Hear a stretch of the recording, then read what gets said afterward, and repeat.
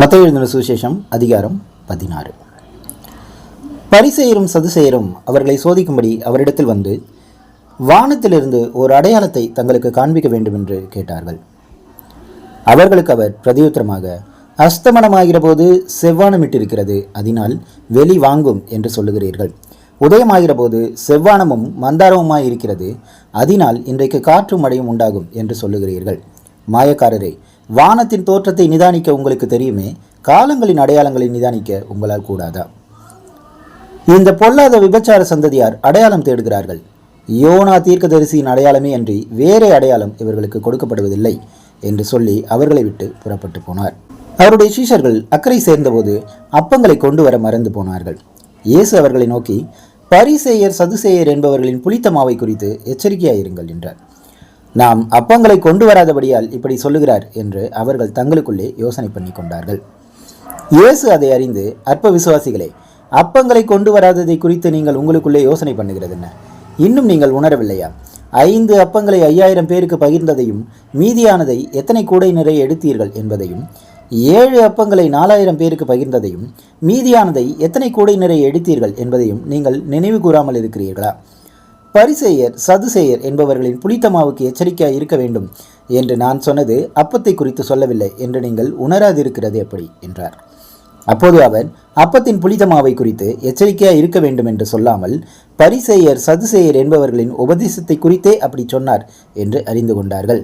பின்பு இயேசு பிலிப்பு செசரியாவின் திசைகளில் வந்தபோது தம்முடைய சீஷரை நோக்கி, மனுஷகுமாரனாகிய என்னை ஜனங்கள் யார் என்று சொல்லுகிறார்கள் என்று கேட்டார். அதற்கு அவர்கள், சிலர் உம்மை யோவான் ஸ்நானன் என்றும், சிலர் எலியா என்றும், வேறு சிலர் எரேமியா அல்லது தீர்க்கதரிசிகளில் ஒருவர் என்றும் சொல்லுகிறார்கள் என்றார்கள்.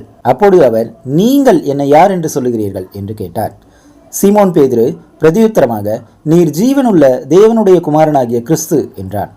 இயேசு அவனை நோக்கி, யோனாவின் குமாரனாகிய சீமோனே, நீ பாக்கியவான். மாம்சமும் இரத்தமும் இதை உனக்கு வெளிப்படுத்தவில்லை, பரலோகத்தில் இருக்கிற என் பிதா இதை உனக்கு வெளிப்படுத்தினார். மேலும் நான் உனக்கு சொல்லுகிறேன், நீ பேதுருவாய் இருக்கிறாய், இந்த கல்லின் மேல் என் சபையை கட்டுவேன், பாதாளத்தின் வாசல்கள் அதை மேற்கொள்வதில்லை. பரலோக ராஜ்யத்தின் திறவுகோல்களை நான் உனக்கு தருவேன். பூலோகத்திலே நீ கட்டுகிறது எதுவோ அது பரலோகத்திலும் கட்டப்பட்டிருக்கும், பூலோகத்திலே நீ கட்டவிழ்ப்பது எதுவோ அது பரலோகத்திலும் கட்டவிழ்க்கப்பட்டிருக்கும் என்றார். அப்பொழுது தாம் கிறிஸ்துவாகிய இயேசு என்று ஒருவருக்கும் சொல்லாதபடிக்கு தம்முடைய சீஷர்களுக்கு கட்டளையிட்டார். அது முதல் இயேசு தாம் எருசலேமுக்கு போய் மூப்பராலும் பிரதான ஆசாரியராலும் வேத பாரகராலும் பல பாடுகள் பட்டு கொலையுண்டு 3ஆம் நாளில் எழுந்திருக்க வேண்டும் என்பதை தம்முடைய சீஷர்களுக்கு சொல்லத் தொடங்கினார். அப்பொழுது பேதுரு அவரை தனியே அழைத்து கொண்டு போய், ஆண்டவரே, இது உமக்கு நேரிடக்கூடாதே, இது உமக்கு சம்பவிப்பதில்லை என்று அவரை கடிந்து கொள்ள தொடங்கினான். அவரோ திரும்பி பேதுருவை பார்த்து, எனக்கு பின்னாக போ சாத்தானே, நீ எனக்கு இடரலாயிருக்கிறாய், தேவனுக்கு ஏற்றவைகளை சிந்தியாமல் மனுஷனுக்கு ஏற்றவைகளை சிந்திக்கிறாய் என்றார். அப்பொழுது இயேசு தம்முடைய சீஷர்களை நோக்கி, ஒருவன் என்னை பின்பற்றி வர விரும்பினால் அவன் தன்னைத்தான் வெறுத்து தன் சிலுவையை எடுத்துக்கொண்டு என்னை பின்பற்ற கடவன். தன் ஜீவனை ரட்சிக்க விரும்புகிறவன் அதை இழந்து போவான், என் நிமித்தமாக தன் ஜீவனை இழந்து போகிறவன் அதை கண்டடைவான். மனுஷன் உலகம் முழுவதையும் ஆதாயப்படுத்தி கொண்டாலும் தன் ஜீவனை நஷ்டப்படுத்தினால் அவனுக்கு லாபம் என்ன? மனுஷன் தன் ஜீவனுக்கு ஈடாக எண்ணத்தை கொடுப்பான்.